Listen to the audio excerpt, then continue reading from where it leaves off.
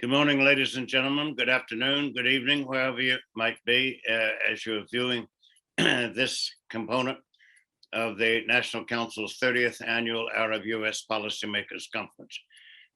This conference could not convene at a more opportune moment. We have a situation where there have been, in the United States, nationwide elections at the state and local level. You have ongoing controversies at the national level, reflected in the United States legislative branch, and an overall polarization of the political atmosphere stemming from the elections of November 2020.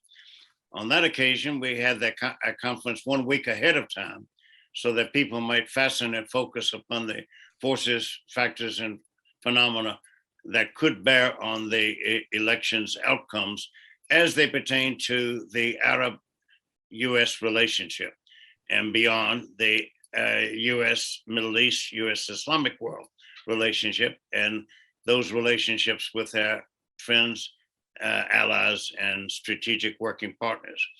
And today we're zeroing in on a microcosmic component of those phenomena and realities and those challenges and those opportunities, and to try to have a degree of clarification on the degree of unease and tension and uncertainties that exist in the minds of people who are looking for places to invest, to enhance their material reward, to engage in the mutuality of benefit in the realm of trade and commerce and technology cooperation. We couldn't have a better set of two individuals to help us navigate these phenomena. First, we will have Delano Roosevelt, the president of the U.S. Saudi Arabian Business Council, which he has occupied for several years now. But if one were scripting as a parent, as a coach, as a teacher, as a guidance counselor, how would one chart the timelines of a young person's evolution to adulthood and a life of public service? I cannot think of or recall another individual in the contemporary era who has been as well trained, both theoretically, educationally, and practically, as Delano Roosevelt. Let me give you just a glimpse of this. He's the son of the eldest son of former U.S. President Franklin Delano Roosevelt, who carried us through tumultuous, transformational, turbulent times during the Depression of the 1930s and beyond into World War II and victory over the Nazi Axis powers in Europe as well as in Eastern Asia regarding Japan. His father served 6 terms in the U.S. Congress, which exposed Mr. Roosevelt to the inner and outer workings of the U.S. legislative branch and the dynamics of the governmental structure and politics in the nation's capital of the world's most powerful and wealthiest country on the planet. His father also was ambassador to Geneva, which afforded Dell an international educational exposure and experience in empirical reality of facts having to do with the needs of our friends, the concerns of our allies, and the interests of our partners, and how they aligned or misaligned with American needs, concerns, interests, and goals. We have him as well, a practitioner in the field in Saudi Arabia with the Reza Investments Corporation, one of the leading investment houses in Saudi Arabia, going on now for more than 3 generations. In that capacity, he was recognized as a leader and elected president of all of the American business representatives in the Eastern Province and beyond for the Middle East Council of American Chambers of Commerce and Industry. Not to stop there, a local politician, governmental official, a public servant in Long Beach, California, where he was seized with issues that are seldom far from the front page of the print and broadcast media, namely environmental issues, but also electricity issues that drive the engines of all of the world's economies, large, small, old and new, medium size, and those that are undergoing the kinds of transformation that the Kingdom of Saudi Arabia is going at the present time and aiming towards its vision 2030 with its new national investment strategy.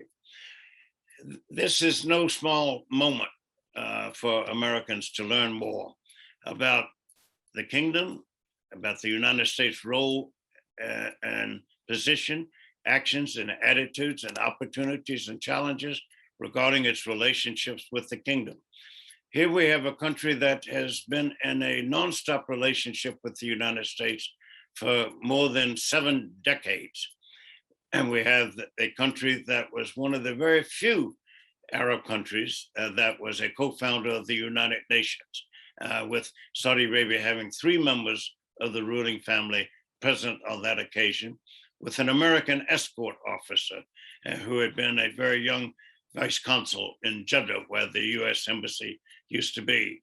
We have Saudi Arabia as a co-founder of the League of Arab States, the world's oldest regional organization devoted to problem solving and avoiding war and enhancing peace through the tools of diplomacy and law and economic and social and political harmonization and development. In addition to being a co-founder of the Gulf Cooperation Council and the headquarters of the Gulf Cooperation Council that groups together Bahrain, Kuwait, Saudi Arabia, Qatar, the United Arab Emirates, and Oman. It's hard to imagine how a parent or an educator could have choreographed a young person's chart to public service in the way that has occurred in the case of Delano Roosevelt. Del, the floor is yours. John, thank you so much. That was just an overwhelming introduction. And I strive every day to try and live up to your description of my achievements to date. I'm not making it up. Considering that I'm only 22 years old. That said, yes, it's been 7, as Dr. John Duke Anthony said, it's been 7 decades of this relationship that exists between the United States of America and the Kingdom of Saudi Arabia, which was really, the relationship was consummated in February, actually Valentine's Day, February 14th, 1945, is when my grandfather, Franklin Roosevelt, sat on the USS Quincy, on the deck of the Quincy, along with Saudi Arabia's first king, King Abdulaziz ibn Saud. And they spent about 18 hours discussing everything from agriculture to oil to defense to flying in an airplane, which the king had not done to date, of which my grandfather decided to remedy that situation by sending the king a gift of one of the first DC-3s. And since, as we all know, it's not really acceptable for US government officials to make a gift of public funds, he had the plane broken down into crates and labeled it agricultural equipment and sent it over to the kingdom, which, whether it was just by chance as a nice gesture or forethought, the king flew in the plane, saw what a life-changing experience air flight can be, and bought a dozen or so more and started Saudi Airlines. By chance or by design, we'll never know, but we're so happy that this relationship was created. And my entree into the kingdom was a little bit later on in 2005, which was the 60th anniversary of the meeting of these 2 great men, on a philanthropic effort to work with the kingdom in a cultural bridge building effort between the US and the Kingdom of Saudi Arabia in a post 9/11 atmosphere which desperately needed some mending.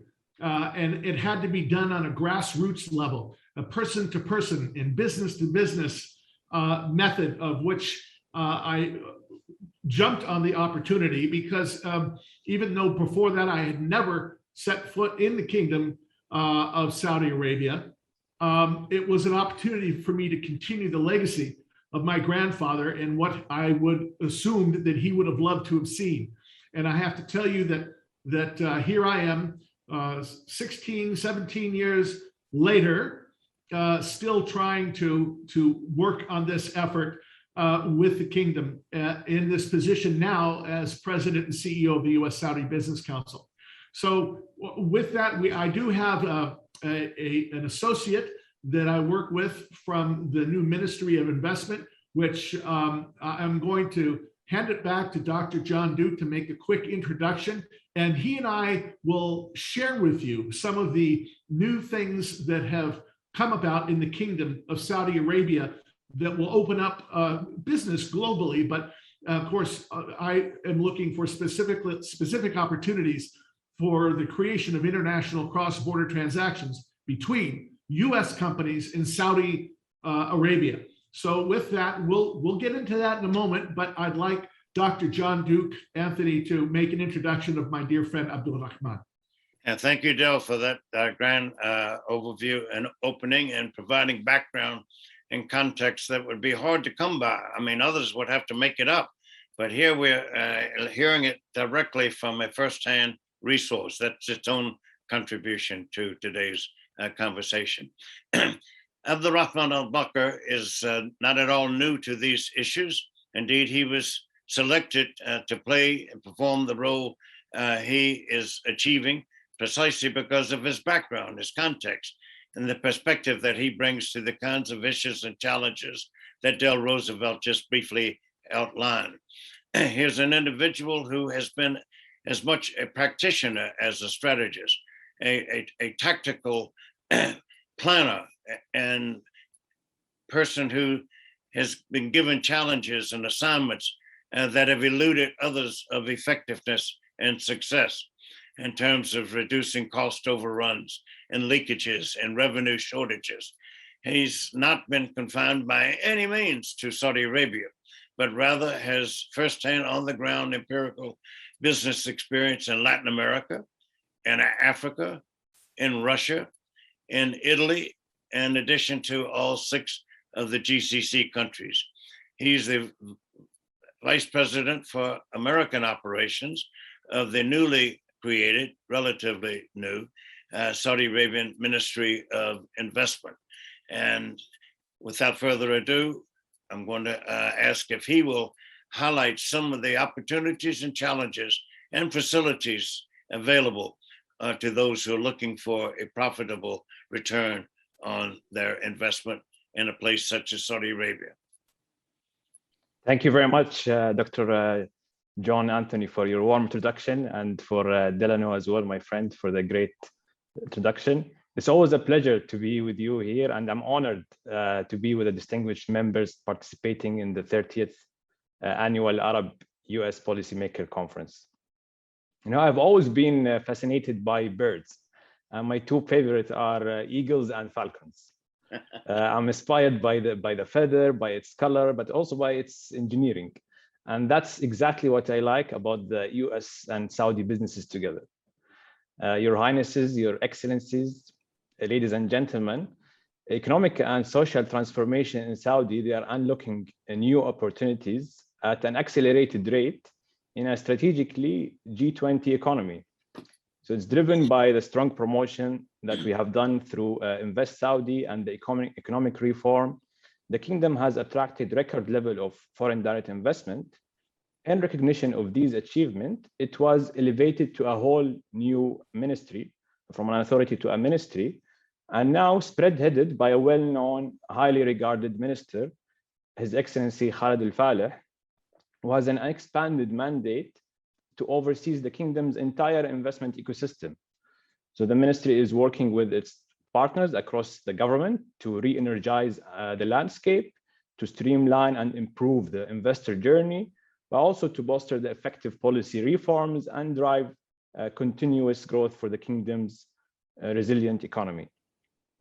The opportunities for US businesses are numerous. The Saudi Ministry of Investment is tasked with attracting, developing diversified investment opportunities to the country through both soft and hard support. We serve, and we will serve any of you here today that want to understand, explore, pursue the kingdom opportunities, and ultimately establish grow a presence in the kingdom and indeed in the MENA region. That's why we have established an office in the Ministry of Investment here in the ground in the US to build on the historically strong relationship that we have with the US and with many US companies based on their success in the kingdom. Our team is dedicated to ensuring that there is an additional and accessible path to succeeding in Saudi. We work with our stakeholders and multipliers, such as, for example, the US-Saudi Business Council, that we work with them across the whole investment journey. I would like to take this opportunity to ask you, please, if you can have a glance on your screen, just to take you through how we can really help you throughout your journey to be successful in Saudi through your potential investments. So we can help you before setup, during setup, and after setup.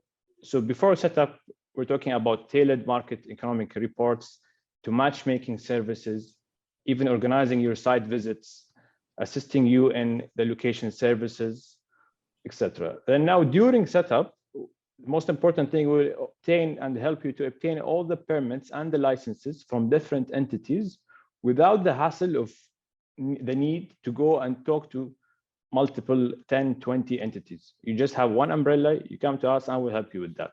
After setup, we'll help you overcome any obstacles and you'll have a dedicated account manager. It's very important also to mention that we work with the US-Saudi Business Council across the whole journey. So we have them here in the ground, we have them in Riyadh, and we streamline together. So you can imagine that we get you covered across the whole from before, during, and after. Yeah, and hey, by the way, did you know that also the investor licenses got reduced in terms of documents from 12 documents to only 2 now? Not only that, but also the number of hours. Previously, it was 3 days. Now you can get the license only in 3 hours, even if you apply in a weekend. The clock is ticking and it only takes 3 hours for a team to issue for you the license. Now let's talk about the incentives, the part that everyone would love. So we'll offer a wide range of incentives from export credit to energy utilities, financial services, and for R&D, loan programs, custom duty exemption, property solution, tax and credit exemption. There's a wide variety of incentives, and we can also tailor it according to your business. So I would like also to take this opportunity to let you know that how we can connect with us to explore these incentives and also to explore how you can look into and access the opportunities that are alive now. So we have developed a very nice portal, investsaudi.sa. You will be able to see all the investment opportunities, the relevant facts and figures. Also, you can connect with the relevant sector heads to explore further. So I would urge you, please, if you can pull your phone and take a note of investsaudi.sa. Here are the details to connect with us, and we look forward to fly with you in your successful journey into the kingdom. Thank you, Abdulrahman. Back to you, Del. Well, that was wonderful. I'm sure that this was quite an enticement to all of you joining us today. And by the way, if you weren't able to get the information in the website, the information to connect with the Ministry of Investment, you'll be able to find this on their website. You'll be able to find the information to connect on the National Council of U.S. Arab Relations, as well as the US-Saudi Business Council website. And this will be available on all three. But the one thing I would like to have Abdulrahman chat a little bit about is the National Investment Strategy, or as known in the area as the NIS. Now, I'm coming to you live tonight here in Riyadh, and I must say that even in the 4 days that I've been here, changes are taking place literally day by day, and improvements are being made on top of improvements.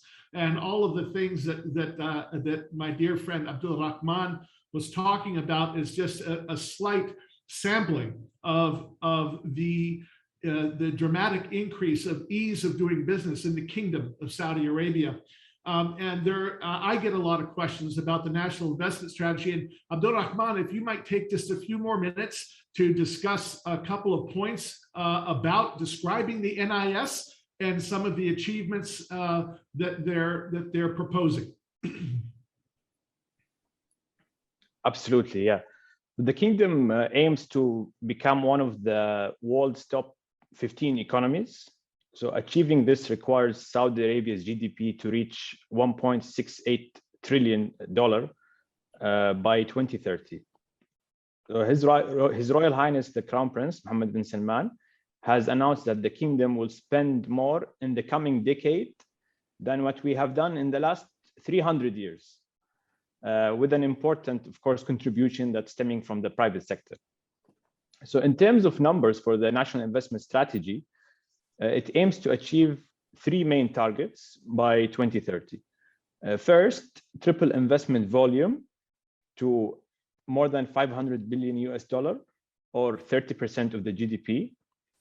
Second, more than double the overall domestic investment, which represents an annual growth rate of around 9%. Third, increase FDI approximately 20-fold, or 5.7% of the GDP by 2030. We are making Vision 2030 a reality, and the world is taking a notice. So we're always seeking to build on our relationship with the key international partners, and we believe that US businesses are at the heart of this plan. That's over to you, Delano. Thank you. Abdul Rahman, that's marvelous. So where does the, you might be asking yourselves as you're watching all of this, how would I even begin to explore these opportunities? Well, obviously, through my friend Abdul Rahman. He's based in Washington, D.C., by the way, as am I. And the USSaudi Business Council, our role has been for the last 27 years as a nonprofit here in the United States to help foster these relationships and to identify opportunities. So as US businesses, yes, I know all the big guys are over there already. The big companies, there's a lot of them there. Not to say that there's still not tremendous opportunity for large entities, but let's not forget about the small to medium enterprises. Because if you think about these mega projects that currently exist and what are going to exist, and you think of the daily consumption of goods and services in these mega projects are literally off the chart. And there are all sorts of wonderful small to medium enterprises here in the United States that manufacture goods and products and provide services that would absolutely be needed in the rollout of all of these projects and existing projects in the kingdom. That's where we would come into play as the USSaudi Business Council to assist you to identify those opportunities. One. Two, once you've identified the opportunity and you move forward, that's when we get really busy, because we connect arms, we lock arms with you, the US company, right through the entire process of everything that Abdul Rahman just described, to make sure that you are never left alone in this process, that nothing falls through the cracks during this process. And between his group, between MISA and the USSaudi Business Council, our goal is to make this a productive and rewarding opportunity for US businesses to grow here in the United States and internationally. So we strive to provide you with the comfort and security and the confidence that will allow you to grow on a global basis. So with that, we both look forward to hearing from as many of you as we can. We believe that there is no time like the present for pursuing these opportunities, and if nothing else, exploring these opportunities, because we will help you identify if there's an opportunity or if there might be 100 companies already doing what you do. So it's our responsibility equally to tell you if there's an opportunity or if there's not an opportunity. And if there is, we will stand with you throughout the entire process. And so with that, I want to thank you all for letting us into your room today to share this with you. I want to thank Dr. John Duke Anthony and the chairman of the National Council for U.S. Arab Relations, Mr. John Pratt, and Pat Mancino and all of the team at the National Council for allowing us the opportunity to share this with you. And this trifecta of organizations, the one that you're attending today at the Policymakers Conference, MISA, and the USSaudi Business Council stand ready to help you in any way that we can. And with that, Dr. John Duke, I pass it back to you and to everyone. Be well, be safe, and God bless. Thank you, Del. Short, snappy, and focused, emphatic, and to the point. I hope everyone will take advantage of the access to information that is absolutely crucial for a person who's undecided or sitting on the fence or perhaps even neutral, or a newcomer, or even someone who was once involved years before and went elsewhere and now is willing to reconsider. This aspect of what you've just received, namely information, is absolutely vital to insight. And the two are absolutely essential to problem solving.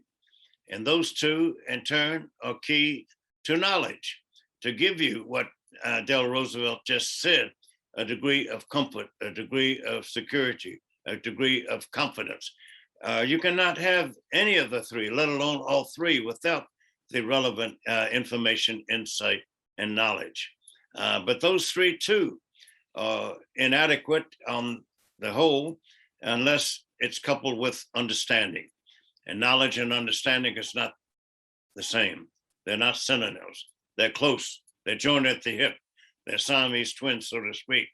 But if you have the four together, which you can have by utilizing the facilities and resources and accesses that Abdurrahman al-Bakr and Delano Roosevelt has shared with you today, then you will be well on the road to clearer analysis than what otherwise would have been possible. We're grateful to you both, and thank you for the viewership and the listenership. We have a lot of work to do, but the opportunities are limited really only by the imagination.